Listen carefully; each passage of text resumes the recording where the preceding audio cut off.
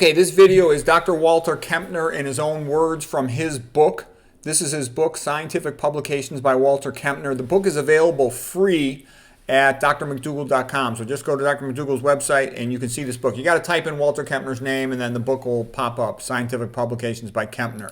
Okay, I'm going to show you one page, just a page or two from Dr. McDougall's newsletter about Dr. Kempner, and then I'll start going through Dr. Kempner's own words from his own book. So here's Kempner. He's a good-looking guy. He lived from 1903 to 1997. He had initially, got his medical education in Germany. He was trained by Otto Warburg. He was trained as internal medicine and as a kidney doctor, nephrologist. So a lot of people consider him and Dr. McDougall the two greatest doctors who ever lived. Okay. Let me get the next slide here. Okay, I'm just going to share you the kind of stuff in this book. I can tell you, I read tons of books. I have a very boring life. There is nothing like Walter Kempner's book in all of medicine. There is nothing like it, literally.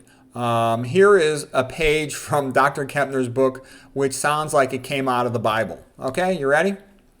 The name of the paper is The Treatment of Retinopathy in Kidney Disease and Hypertensive Disease, and he says, advanced retinopathy, like hypertensive retinopathy, when the blood pressure is so high it's destroying the blood vessels in the eye. He says with papilledema, hemorrhages, and exudates is supposed to be an ominous sign indicative of irreparable damage to the blood vessels. Usually the patient's going to go blind and die soon. Okay? He says this is true unless radical treatment is begun in time before terminal cerebral, cardiac, or kidney breakdown occurs. And Dr. Kempner continues, the rice diet has proved to be effective not only in stopping hemorrhagic and exudative retinopathy, but also in reversing these pathological processes to such a degree that even patients who could no longer distinguish any objects have later been able to read fine print. Okay, does that sound like, Jesus Christ saying the blind can see? Go forth and you can see. I know not where he is from, but before I could not see and now I can, okay? It's like straight out of the Bible. There's nothing like this anywhere else in medicine. Okay, and then he continues. The rice diet is an unpleasant and monotonous diet and consists only of rice, fruit, and sugar. It must be followed for many months before its maximum effect is obtained. It can become effective if the patient makes even minor changes. It is a dangerous diet and may cause serious electrolyte imbalance unless the patient is carefully supervised with frequent checks of blood and urine chemistry. It contains less sodium, less chloride, less protein, and less fat than any other restriction diet. So he wanted to minimize dietary protein to protect people's kidneys. He wanted to minimize dietary sodium to improve blood supply, prevent hypertension, and also protect the kidneys. He wanted to minimize dietary fat. That also contributes to atherosclerosis and to hypertension. Okay, so this is a radical reduction in those things. The most radical reduction diet known to mankind. Okay. Here's more details of him summarizing. We're not going to go into this all right here. You can read it for yourself. Plus, I'll go into a ton more stuff from his own pages here now. Okay, here's one more thing from Dr. McDougall newsletter, just because it's a nice summary. So what you're going to see here is an incredible amount of carbohydrate. The diet's almost pure carbohydrate. There's a tiny bit of protein and a tiny bit of fat.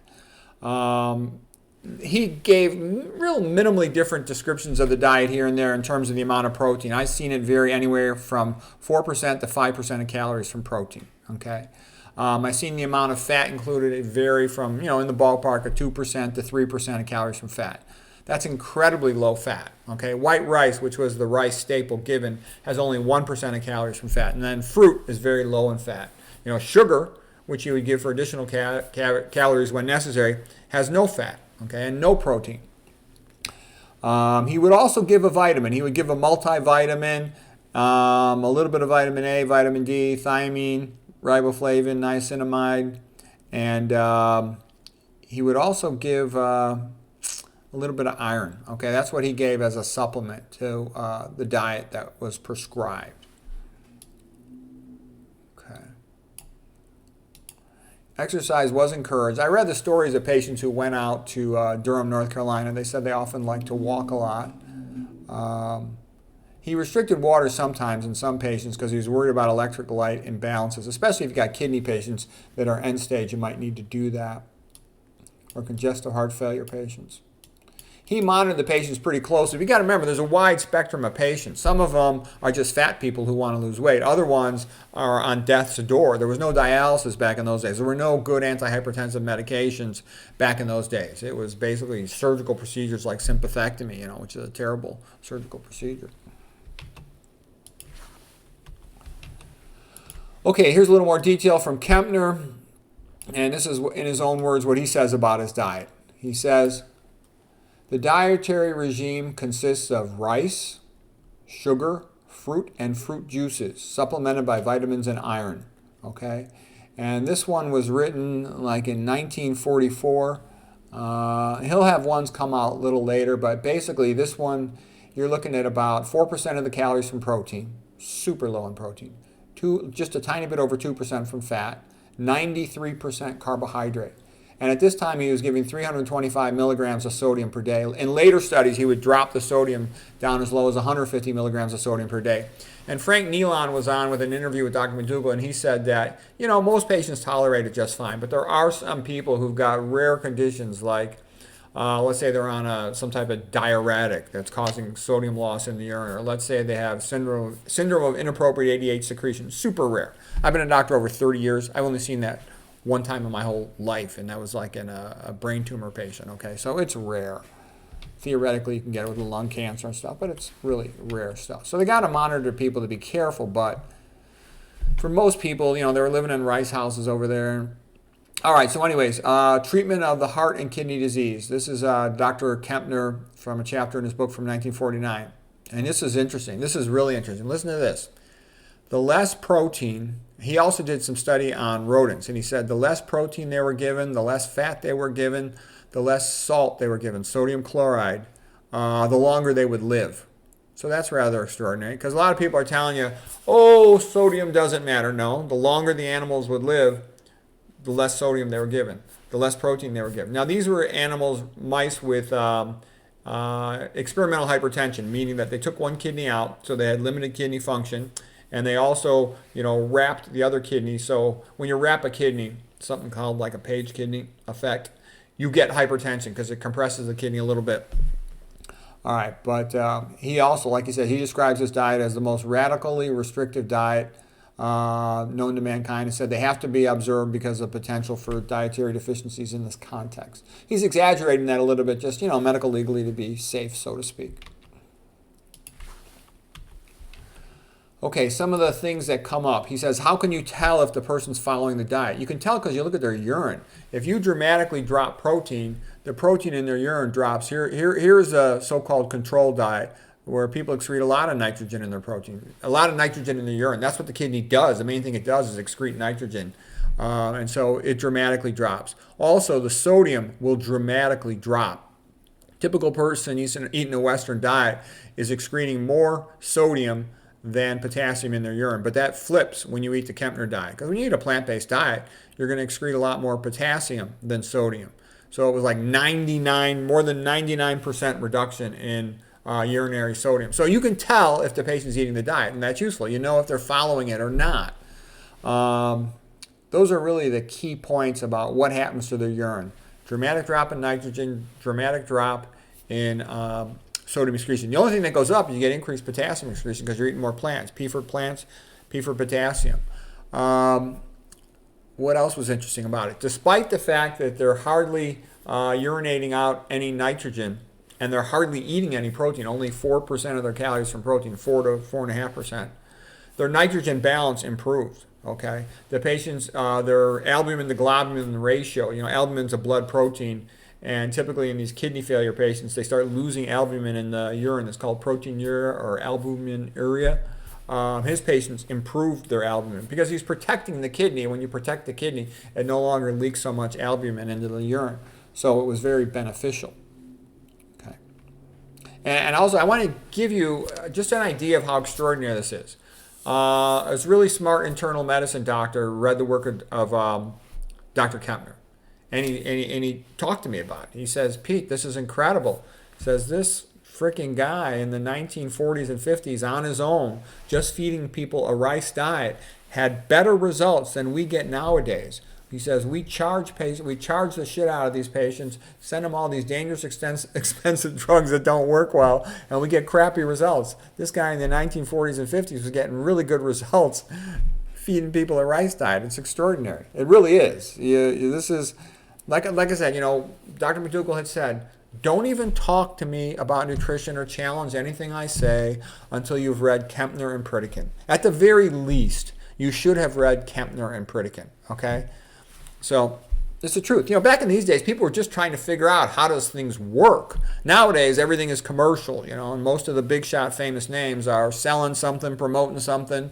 Back in these days, it was like, what's really going on? How does this work? Old studies are way more reliable than the modern stuff. Anything corporate is bogus, almost always. Okay, here's something interesting too. People will say, well, if you're eating so little protein, how's your body going to function? Don't you need protein for, let's say, gluconeogenesis, for the liver to make glucose out of protein? And it can do that. Well, the point is, when you're eating so much carbohydrate, you've got a lot of carbohydrate available. So you don't need to take protein from other spots in the body to convert it into glucose through gluconeogenesis. So that's called a protein-sparing effect. There's also something interesting. A guy by the name of James Mitchell, his lectures at Wilhelmer Buchemi, James Mitchell, PhD, guy from Harvard, and he found by feeding patients and rodents low-protein diets, what happens is they lose weight. Their body weight moves towards optimal because when the liver wants to make more glucose, it can take fat, a triglyceride. Triglyceride has a backbone of, it's like propanol, the glycerol, and then there's 3 fatty acids attached to it, 1, 2, 3. And it'll just take those fatty acids, send them over to brown fat, burn them as heat. It doesn't need them. They're just like a waste product, garbage. And it sends the glycerol, the 3 carbon units, and it sends those over to the liver, and it converts those into through like reverse glycolysis, gluconeogenesis, to make glucose. So the point is, because you're just throwing those extra fatty acids in the garbage can, burning them for heat, you're going to lose a lot of weight. You're going to optimize your body weight. So what am I saying? I'm saying a low-protein diet helps you lose weight. This is why, okay? And a low-fat diet helps you lose weight. This is why. And here's just Dr. Kempner saying he had a positive nitrogen balance. That typical patient, let's say, would have a dietary intake of 4.66 grams per day of nitrogen in 24 hours from their protein. And when they're eating this low 4 to 4.5% of calories from protein, then their output of nitrogen from their body through urine and through stool would be about 4.4. So they had a net small positive nitrogen balance. They were not losing nitrogen. And the other thing Kempner was responding is some people had criticized Kempner. They said, your diet's bullshit. You're just starving these patients. The reason why your patients are losing weight and their renal function and their high blood pressure is improved because you're just starving them.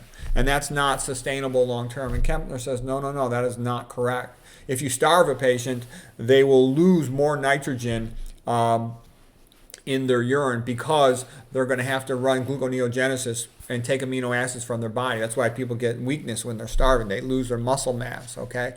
And there were a whole bunch of other abnormalities that he showed.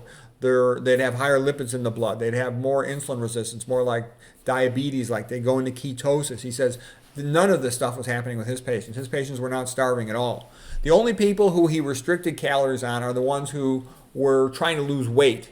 Frank Nealon said the only patients they restricted calories on is when they were trying to lose weight. Okay, but the other ones, that was not the focus.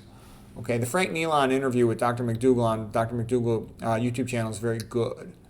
Okay, also they maintain normal hemoglobin in their blood, normal albumin, or the albumin would even go up, improve as you would protect them from the kidney disease. All of this is different than what you see in a starvation. Okay, and he also talked about same thing in the pattern of their phospholipid metabolism, all of the stuff, the way they handled creatinine, ammonia, it all was consistent with, a healthy diet rather than a starvation. So that's important because you're going to hear a lot of people say that about Kempner's work. Another thing is people say, well, how could a person get enough fats? Because nowadays there's a lot of people on the internet saying, oh, you need your omega-3 fats, your omega-3, your omega-6 ratio. Kempner wasn't worried about that. Kempner just, by feeding them some fruits, and then even though white rice has only 1% of calories from fat, it has a relatively high amount of omega-6 essential fatty acid, linoleic acid. And he didn't worry too much. We need more linoleic acid than we do the omega-3, alpha-linoleic acid, linolenic acid. So there it is. You're getting enough fat just between the fruits and the rice, So that's an interesting point, too, because some of these patients were on this diet for a long, long time, for years, And then he talks about you feed a high-fat diet to rabbits and they get atherosclerosis, the absolute fat content of rice is small, but the proportion of linoleic acid, omega-6 essential fatty acid, is high. He doesn't even mention omega-3. Figures you're getting enough from the fruits, and he's not worried about it. I think that's one of those things that's totally exaggerated to people, this need for omega-3s. Then he says, I will show you some characteristic examples of the effect of the rice diet on hypertensive vascular disease without evidence of any primary renal disease. In more than 70% of 777 patients, most of whom were seriously ill and had failed to respond to other forms of treatment, the rice diet given for anywhere from 4 to 1,150 days proved beneficial. So he's also making the point that not all of his patients was he able to improve. Not all of them was he able to get them to survive. These are people who are all expected to die in a couple months. He had lots of patients that were essentially what we would have in an intensive care unit nowadays. It's kind of funny, an intensive care unit where the therapy is serving a rice diet. It's almost funny because, in your regular ICU, there's all these bing bong, monitoring devices and IV medications and stuff. This guy has an ICU with serving bowls of rice. So anyways, he was able to save lots of patients. But, a lot of them still died. So he couldn't save all of them. So it's another thing is people need to get treated the sooner the better. If they've got kidney failure, if they've got severe hypertension, you don't want to mess around with it. Go to your doctor, fix your diet, etc. Blood pressure response according to length of time of treatment. Let's see, the shortest time in which we would see marked blood pressure decrease on the rice diet was in 4 days. So he's saying it usually took about 4 days to get a big result. I've seen, though, Dr. McDougall and Pritikin have dramatic drops in blood pressure on the first day. He says the average time that they see a big benefit from the rice diet is at about 3 to 4 months. It often takes a while before they see really big benefits in control. And these are people, though, with systolics in the 200s. This is not, we're not talking about somebody who's 170 over 100. We're talking about people who are, 230 over 110, for example, things like that. There was a definite decrease in the blood pressure level in 71% of the total group.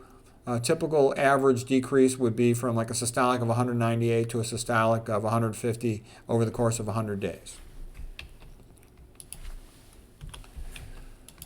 This is just another thing where Kempner says he can cure retinopathy. He's basically saying 10 years ago when he first started working, let's say around 1930, all the books would say all these conditions are irreversible. And he says, my experience with the rice diet has taught me that, malignant hypertension, hypertensive retinopathy can be changed either from malignant to a benign form or can often be made to disappear completely. And then he shows case after case of eyeballs restored to normal.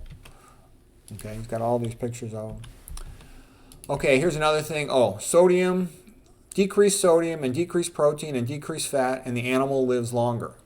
So the animal lives longer when you restrict protein, because there's sort of a meme going around the internet. People need to eat more protein when they're older. To me, that sounds ridiculous because, number one, there's all kinds of problems with protein, especially animal protein, increased cancer, increased cholesterol levels.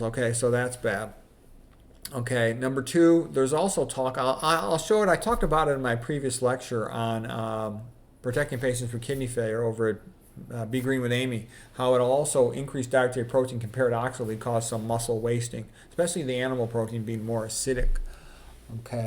And these animals, they live longer with these protein restriction diets, from the research of Peter Mitchell, from the research of Walter Kempner, etc. And these populations, they didn't eat more protein when they were older, all these like rural endemic populations.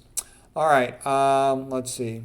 Oh, this is the one, rats with experimental hypertension, where you got a nephrectomy on one side, the right side, and the left side sort of wrapped, encapsulated like a page kidney, compressing it so that it would cause hypertension. And the average survival times of rats would be, let's say, one group 57 days. The same group, you decrease their dietary sodium, and they lived 4 times as long, 200 days. Okay, that's pretty extraordinary. Rats, tend to behave similar to us. They have surprisingly similar physiology to humans. Okay, and here's another one where when he fed them a meat diet, the average survival time of these rats was 17 days. And then when they were fed rice, it was 57 days. So that's more than triple the lifespan. Okay, and then if you cut their sodium also, again, they live more than 200 days. So you're talking about dramatic doubling, tripling, quadrupling of life in these mice with sodium restriction and eating rice instead of eating meat. That's extraordinary. Okay. Because they know for a long time you calorie restrict an animal and it lives longer. But nobody wants to calorie restrict because that's like starvation. But what they found out now in more and more different animals, and this is like going back to the work of Kempner, going back to the work of James Mitchell, if you protein restrict, the animal lives longer. And the thought is that if you could just methionine restrict it, one of the amino acids, they can probably live a lot longer from that. And wouldn't that be fantastic? That's pretty easy to do. Just by being a vegan, you methionine restrict.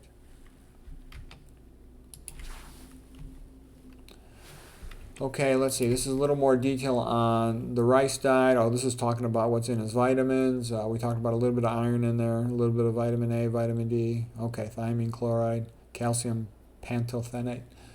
Okay, let's see. All fruits were allowed with the exception. He did not allow nuts, probably because they're so high fat. I'm not sure why he didn't allow dates. He didn't allow avocados. He didn't allow any dried fruit. He didn't allow any canned fruit. He didn't allow any fruit derivatives, processed fruit. No salt is permitted, no added salt. He allowed all fruit juices but not tomato or vegetable juices. I'm not sure why for that. Maybe because he thought there was salt in them. Maybe he thought they were too high in protein. He allowed the patients to use brown sugar or white sugar ad libitum, meaning they could have as much sugar as they wanted, unless they were losing weight. Any kind of rice was used, but I know most of them had white rice. The rice was typically boiled or steamed in plain water.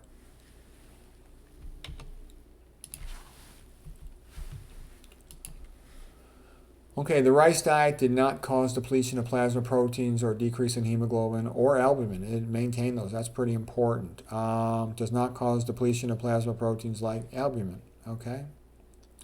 Average plasma protein concentration of 120 patients, many of whom began in critical condition, was before the rice diet 6.3 grams on average, after the rice diet 6.8. It actually went up, the plasma proteins. Okay, so that's not the deal. That starvation stuff is not true. And then he shows page after page of results, and you can see all these patients and how they did, and you'll see, like I said, 70% got major improvements. Other ones had minor improvements. Some did not improve. Some died. Okay, these are really sick people. All of them you would expect to die pretty fast if he hadn't treated them, all the severe hypertensions and severe end-stage kidney failure patients. Okay, so let's see what's here. Oh, fasting caused much more urinary excretion of nitrogen than does rice. Because when you're fasting, again, you're pulling amino acids from the muscle and taking them over to the liver to be converted into glucose, and then you're excreting the nitrogen, so you're going to excrete more nitrogen in the urine. This is, again, the carbohydrate sparing, the effect of carbohydrate sparing protein. Okay, and that's why you can eat so low a protein. Okay, which is pretty interesting. Okay, and then this is just another thing where he's talking about his eye patients, how so many of his eye patients had dramatic improvements, and he's got page after page of eye grounds returning normal. Here's another thing that's pretty interesting. I recently, a couple months ago, gave some lectures about reversal of congestive heart failure. The cardiologist out in New York, Robert Osfeld, reversed congestive heart failure with a plant-based vegan diet. Cardiologist, I don't know where he's at, but Baxter Montgomery, he wrote several patients he's reversed congestive heart failure. This is extraordinary, guys. We're talking big stuff here. Walter Kempner, reversing congestive heart failure. Walter Kempner, reversing diabetic retinopathy and hypertensive retinopathy with diet, okay?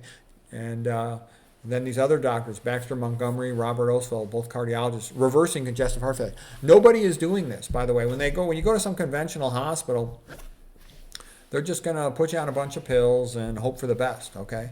And, gosh, if you can reverse a major disease by just changing your diet, that's a fantastic, wonderful benefit. That's incredible, I think it was Maimonides, the famous scholar. He had said, if you can cure a disease with food rather than a pill, cure it with the food. Why wouldn't you want to do that? Okay, so anyways, here's one summary of Walter Kempner and a whole bunch of other ones where he cured congestive heart failure with his diet.